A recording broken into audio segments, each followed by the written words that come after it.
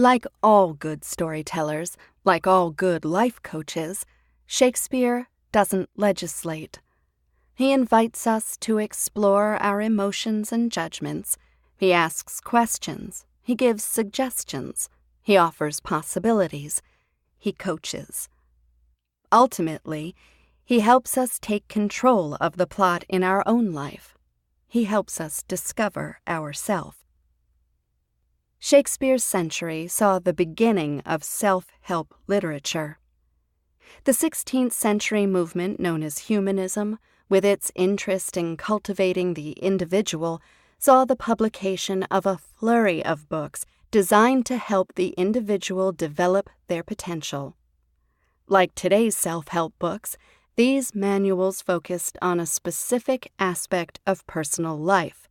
They range from the politically pragmatic, Machiavelli's advice that the ruler appear religious, for example, to the physically impossible, Castiglione's instruction that the ideal courtier be neither extremely short nor tall.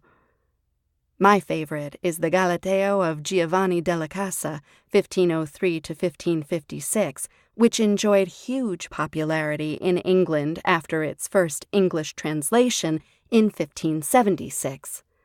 Della Casa instructs the courtier how not to blow his nose.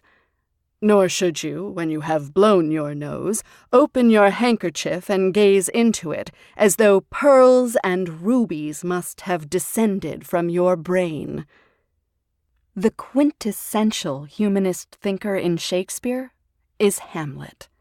Unlike the medieval everyman, who acts representatively, Hamlet is defined by his capacity to think individually, and what he thinks about is what it means to be human. What a piece of work is a man. How noble in reason. Act 2, Scene 2.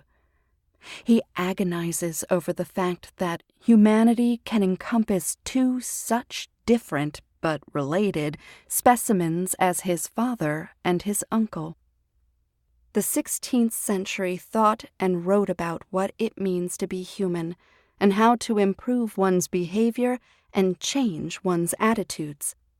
There is thus nothing anachronistic about us reading Shakespeare today as self-help literature for advice about humanity and identity and personal relations. So, what kind of book is this? Is it a self-help book that draws its illustrative material from Shakespeare? Or is it an introduction to Shakespeare in the guise of a genre we all understand, self-help? The answer is, it's both.